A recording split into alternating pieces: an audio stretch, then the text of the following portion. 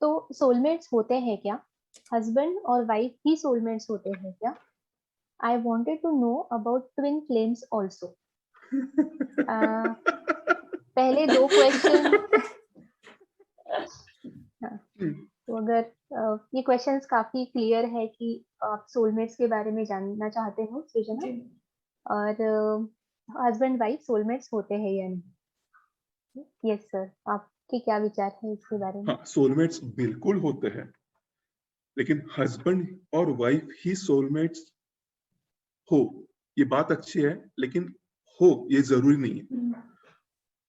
क्योंकि सोलमेट्स का मतलब क्या है? सोलमेट्स का मतलब यह है कि फॉर एग्जाम्पल किसी दादी को किसी पोती का इतना लगाव होता है, और पोती और दादी का इतना एक दूसरे का लगाव होता है कि दादी कहीं भी हो, पोती को पता चलता है दादी सुखी है, दुखी है, भूख लगी है, क्यों गुस्सा कर रही है, और वैसे वर्षा दादी को भी पता चलता है पोती को क्या हो रहा है। और दूसरी बात, अभी जो वेदिका ने पूछा, एक अलग विजन के लिए साथ में रहने वाला एक कपल है जो लिव इन है, वो उन्होंने अगर बॉडी छोड़कर नया जन्म लिया, वो कहीं पर भी हो, वो सोलमेट करके बिहेव करेंगे। अच्छा। एक इटली में है, एक इंडिया में है, इंडिया में एक ने शादी कर ली, इटली में दूसरे ने शादी कर ली, उसके बाद उन दोनों का एक साथ आना हुआ, तो वो कुछ इस तरह मिलेंगे, इस तरह गप्पे मारेंगे कि मैं डायरेक्टली 11th स्टैंडर्ड का सिलेबस ही चालू करूंगा पहले ही मीटिंग में, 1st to 10th। मुझे पता है, तुझे पता है, तुझे पता है, मुझे पता है, तो क्यों बोले? राइट। कई सारे ऐसे होते हैं कि उनको मिलने के बाद हमें घबराहट होती है कि इतना मैच कैसे हो रहा है। सोलमेट का मतलब दो सोल्स के बीच में किसी पहले लाइफ में इतना जोरों का कनेक्शन बन चुका है, सिर्फ बॉडी छोड़ने की वजह से वो टूटा था, और नई बॉडीज लेने की वजह से वो वापस फील हो रहा है। वो लाइफ में आने तक रुकने की सलाह मैं नहीं दूंगा, क्योंकि हर बार वो उसी एज में हो जिससे आप शादी कर सकते हो जरूरी नहीं है। राइट। कभी कभी उसी एज में हो भी सकते हैं, कभी कभी नहीं भी सकते, लेकिन अट्रैक्शन जो है, जो पुल है, वो अनअवॉइडेबल होता है, इररेजिस्टेबल होता है।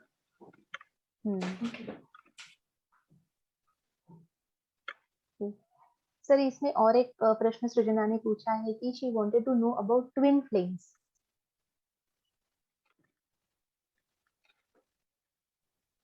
ट्विन फ्लेम का दूसरा मतलब यह है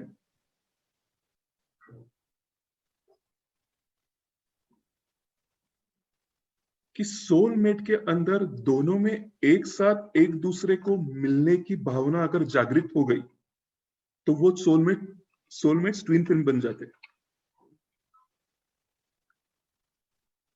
सर फिर से बताइए। हाँ सर, थोड़ा ट्विन फ्लेम के बारे में भी बताइए।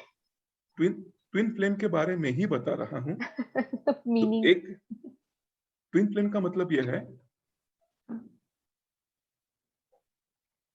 सिंगल फ्लेम दूसरे फ्लेम को मिलने के लिए बेकरार, अनदर सिंगल फ्लेम दूसरे फ्लेम को मिलने के लिए बेकरार साथ में। अच्छा।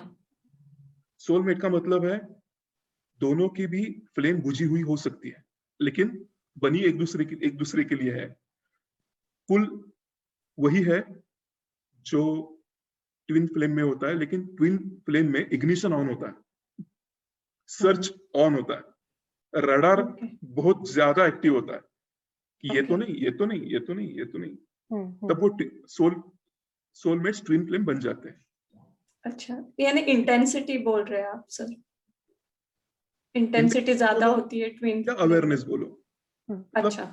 मतलब मेरे पास एक आए थे जी। ये सबको, it is very great that you brought this topic, Srujana, because this is very much relevant example that I'm going to provide to every in front of you. What he's explained to me is she do not want to get married now, because if she gets married to someone, she feels that she is cheating someone she has not met yet. So she don't want to get married with anyone else, but she doesn't know who is he. बराबर. वो शादी नहीं कर रही, अभी भी शादी नहीं कर रही है. मैंने उसको बताया कि ये है, ये यहाँ रहता है, आप वहां जा नहीं सकते. ज्योग्राफिकल कंडीशन जो है वो अलाउ नहीं कर रही इसको वो वहां जाने के लिए. कंट्रीज जो है वो सेफ नहीं है जाने के लिए. और ये जो कह रही है वो मुझे समझ सकता है, परिवार वालों को नहीं समझ सकता, इसलिए वो परिवार से अलग भी हो गई है. क्योंकि वो सोचती है मैं शादी करूंगी तो उसे चीट करूंगी. किससे? जिससे वो मिली नहीं है. तो यहाँ पे ट्विन में से एक ही फ्लेम जागृत है. वहां की फ्लेम जागृत नहीं है अभी. वहां की भी जागृत हो तो वो सोलमेट ट्विन फ्लेम बन जाते. Soulmate in active mode twin flames are twin flame in action. Okay.